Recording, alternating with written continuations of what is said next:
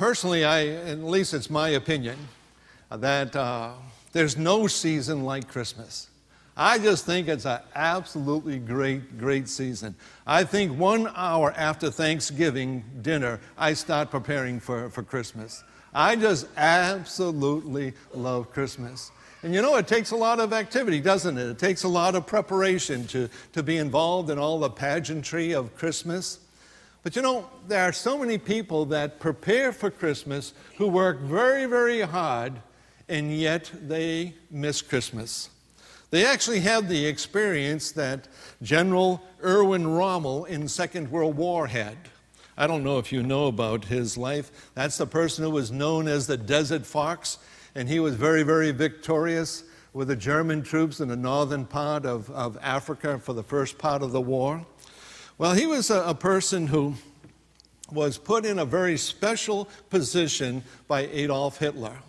And it came that in June of 1944, Erwin Rommel had the responsibility of putting out all the fortifications in case there was an invasion that was going to come over from England, what we now know as D-Day.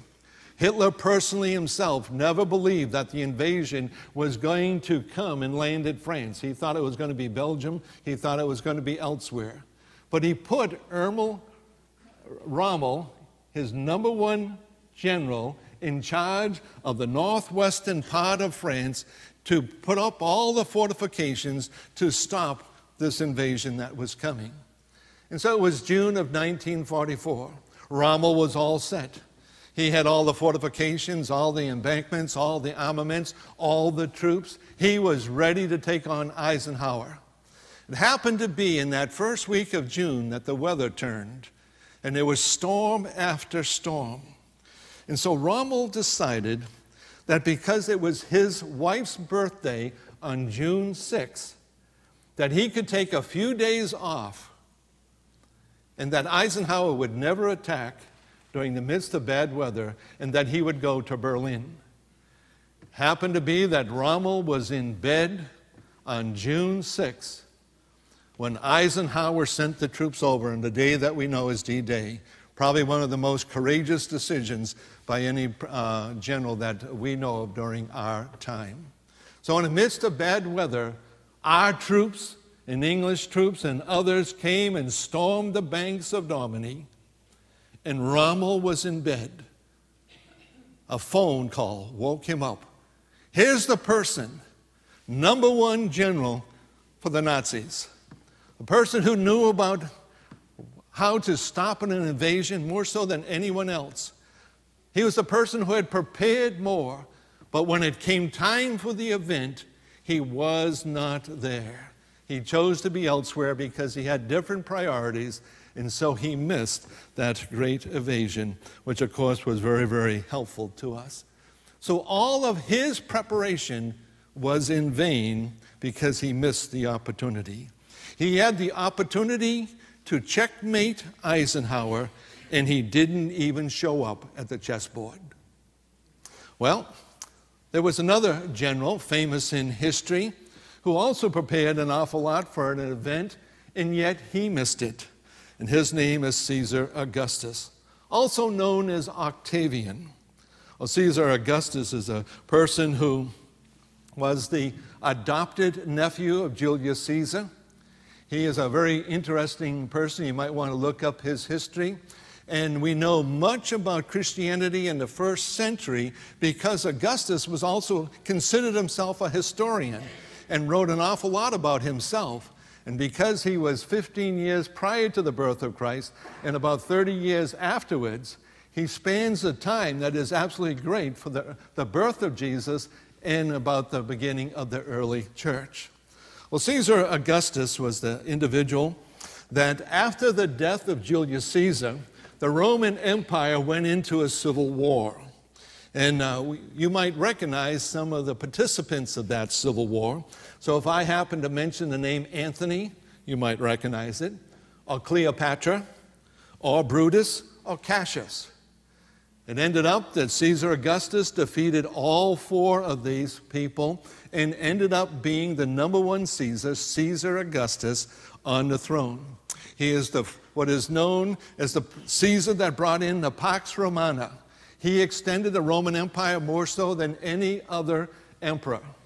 He is the one, because there was a historian wrote more about that time and day and age, which is so helpful to us. But he is the one that determined that there was going to be a taxation, there was going to be a census for the whole empire. And so he decreed it during the time that we're presently talking about. But you know, it's interesting that he more than likely heard that there was this star over the Middle East that was blazing, and that wise men had come, and that there was this baby. Here you have a Roman Caesar who is so concerned about details that is writing these things down, and yet there's no record that he ever traveled to Jerusalem to see what was taking place, having recorded that all of Jerusalem was disturbed over the birth of Jesus. He never went. He's a person who missed that event. Well, there's another person, Herod. You look at Herod. He was king of Israel at that time. He lived 12 miles from Bethlehem, and yet he never went.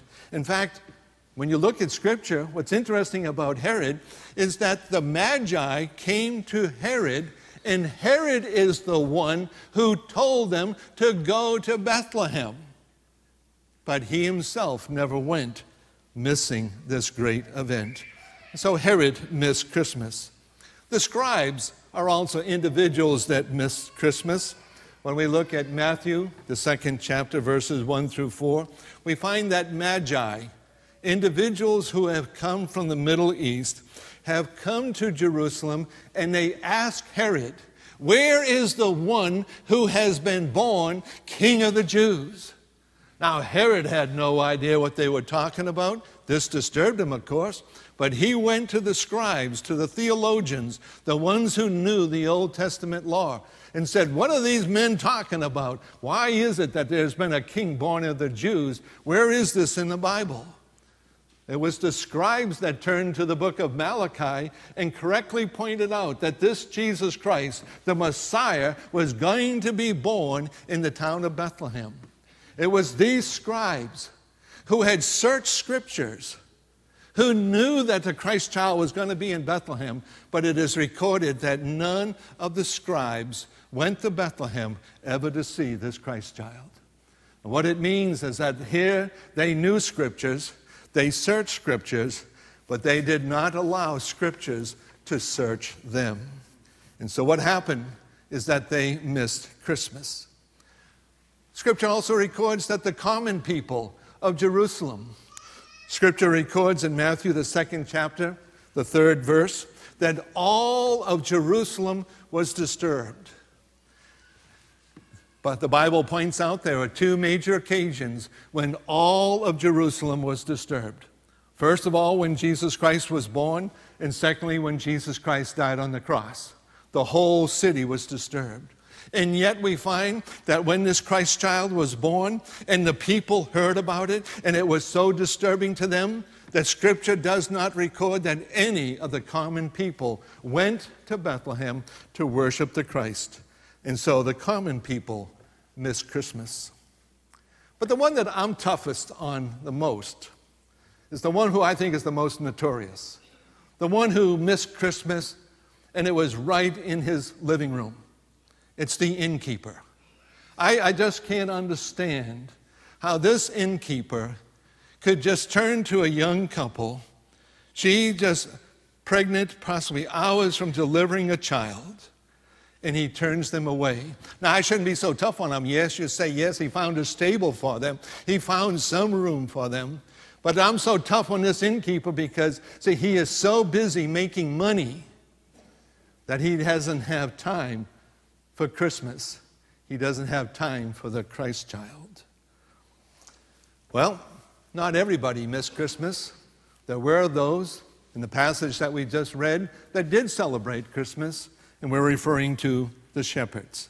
The shepherds were ones that were the first ones